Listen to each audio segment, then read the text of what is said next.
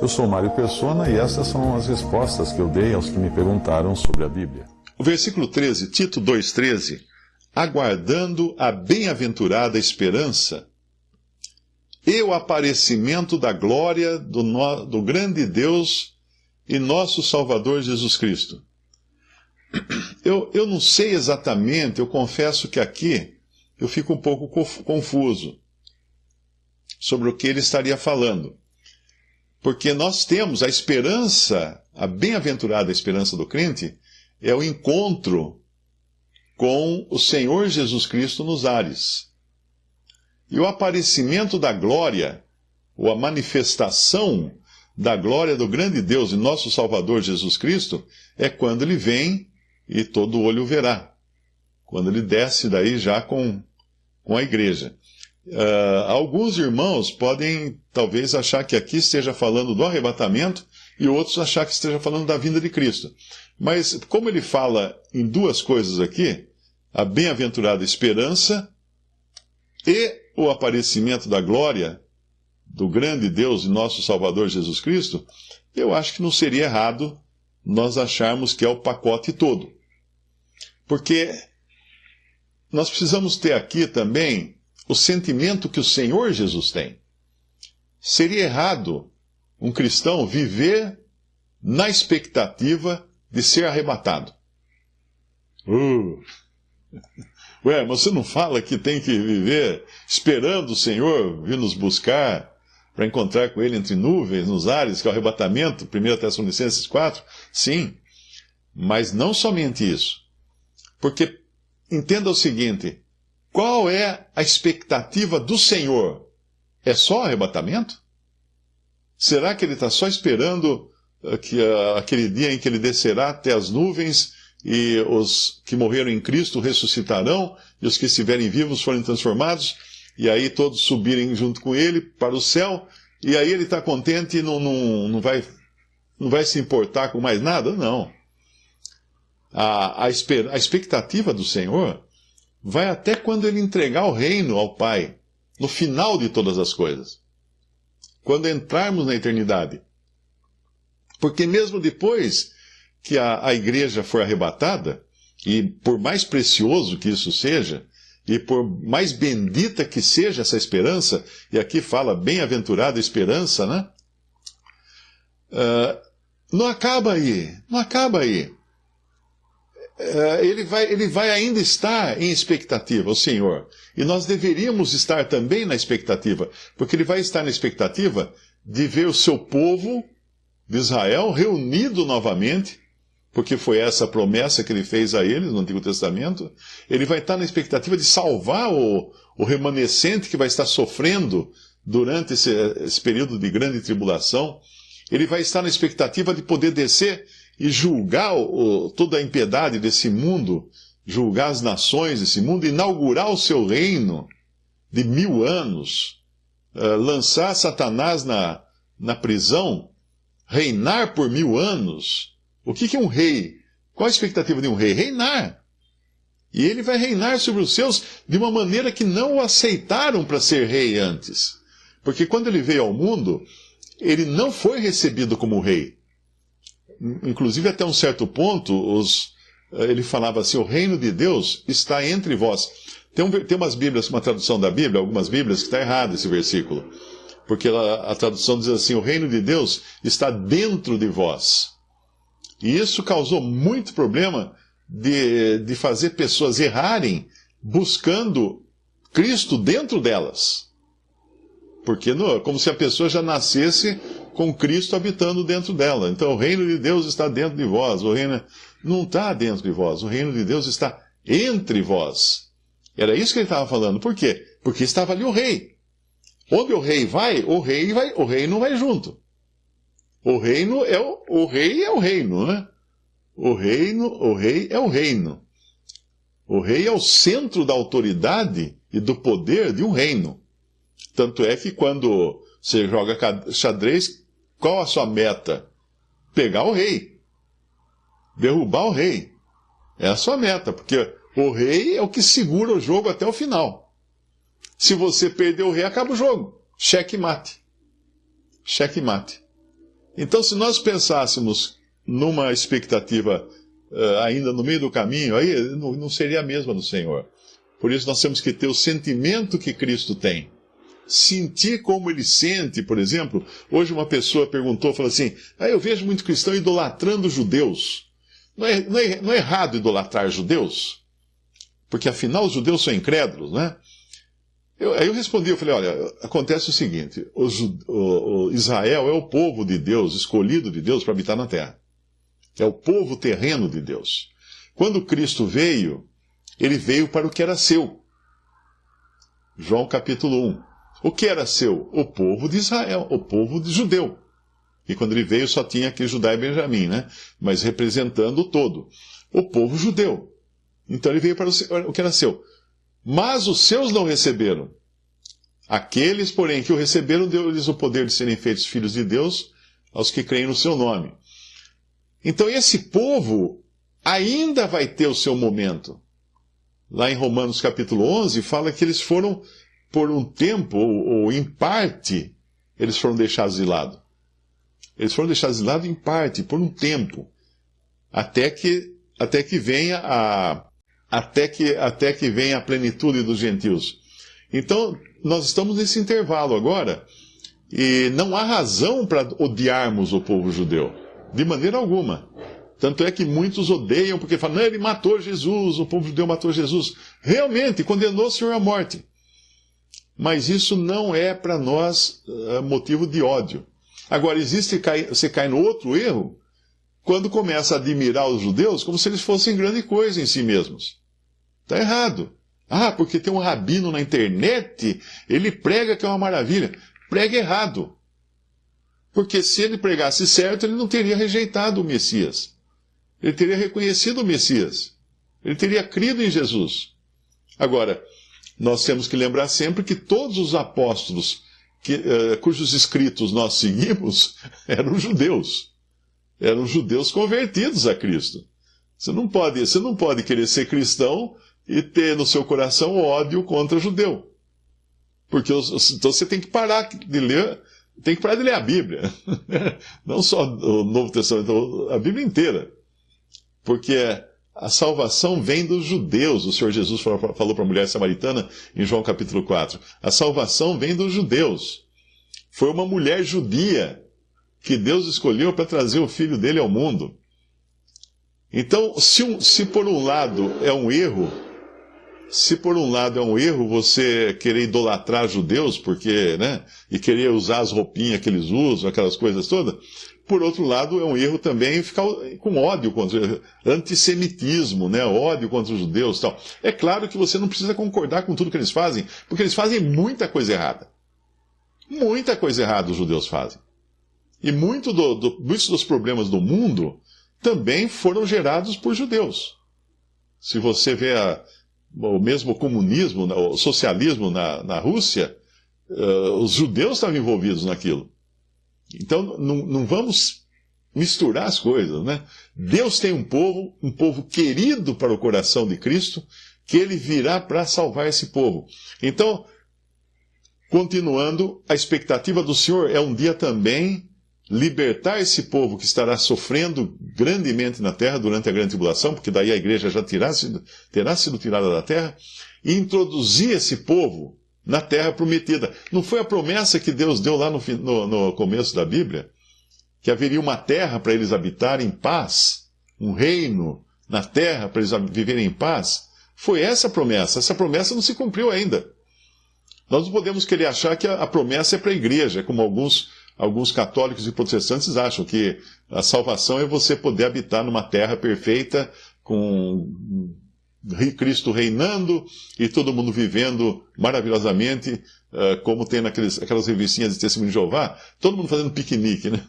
Os caras vão cansar de fazer piquenique na gravura, assim, tá todo famílias por famílias, assim, reunidas, né? Numa cestinha de piquenique, num campo bonito, cheio de flores e borboletas, e as famílias são reunidas, inclusive pela etnia. Então tem uma família de japonês, uma família de africanos, uma família de caucasianos. Isso é horrível, isso é a ideia errada. completamente errada. Como tudo mais da Testemunha de Jeová está errada, né? Mas mesmo os protestantes, eles têm uma ideia assim, de viver num mundo de paz. E aí eles procuram apressar esse reino. Como? Tomando nas suas mãos o empenho de trazer paz a esse mundo. Por isso que você vê tantos misturados com política, cristãos misturados com política, cristãos misturados em manifestações, às vezes até contra o governo, fazendo um monte de coisa que é totalmente contrária ao papel do cristão, cuja cidadania não é terrestre, é celestial. É celestial. Pensa no seguinte, hoje eu pensei numa coisa, até postei também uma frase sobre isso. Se realmente o papel do cristão fosse melhorar esse mundo, e eliminar as injustiças, e livrar também aqueles que estão passando por problemas, é claro que tudo isso faz parte da atitude do cristão individualmente, né? Mas pensa assim, o Senhor Jesus tinha um primo aqui na terra, chamado João, que nós conhecemos por João Batista. Batista não era o sobrenome dele, tá? Batista era o Batista, o que batizava. João, o que batizava.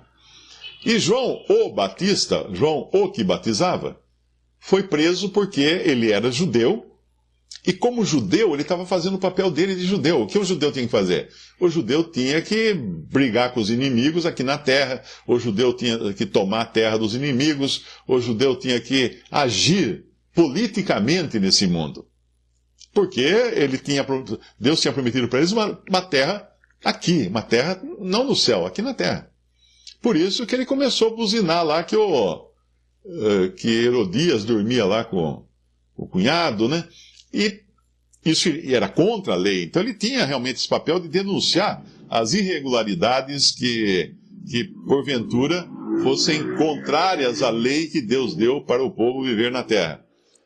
Mas aí, o que acontece? Para João estava certo fazer isso, esse tipo de atitude. Mas ele vai preso. Ele vai preso e ele fica até surpreso com a sua prisão. Tanto é que ele manda discípulos irem perguntar para o Senhor Jesus: és tu aquele que havia de vir? Ou devemos esperar outro? Olha só, João era o que Deus colocou para avisar que o Messias tinha chegado ao mundo. Mas ele avisou. E depois nem ele sabe se avisou direito. Ele devia estar na prisão pensando assim: será que eu espalhei fake news? Falando que esse aí era o Messias e não é? Por isso que ele, na dúvida, vai perguntar, manda perguntar para o Senhor se era ele ou se devia esperar outro. E o Senhor, então, deixa muito claro que as coisas que ele estava fazendo, né? Ele fala para os servos de João, voltem para os discípulos de João, volte e diga que os cegos veem, os mudos falam, os aleijados andam. Então, ele deixa muito claro que era ele, sim. Só que o que João não entendeu é que a vinda do Messias tinha 2 etapas, tinha 2 capítulos. No primeiro ele vinha como cordeiro para morrer. João falou isso, eis o cordeiro de Deus que tira o pecado do mundo. Para que servia um cordeiro? Para morrer de sacrifício, morrer no holocausto, para ser sacrificado. E ele fez isso, esse é o primeiro capítulo da história. Mas daí tem o segundo capítulo, que ele voltará para reinar. Aí ele voltaria para estabelecer o seu reino em justiça. Primeiro, ele viria montado num jumentinho filhote de jumentinho, né? Que nunca tinha sido montado. O que deve ter decepcionado todos os seus discípulos. Eles vão entrar em Jerusalém, né? Os discípulos estão todos assim cheios de... Estamos com o Messias aqui, vamos entrar em Jerusalém. Senhor, vamos entrar em Jerusalém. Eles já deviam estar olhando em volta, falando: onde é que tem um cavalo branco aí, bem garboso, bem bonito, né? Como todo rei deve entrar montado na cidade que ele conquista. O Senhor pega um jumentinho, um jeguinho ainda filhote. Eu penso assim, ele entrou em Jerusalém arrastando os pés no chão. Porque um adulto montado num filhote de jumento, ele vai quase que dá para ele andar. Né? Ele vai arrastar os pés no chão, tem que erguer os pés.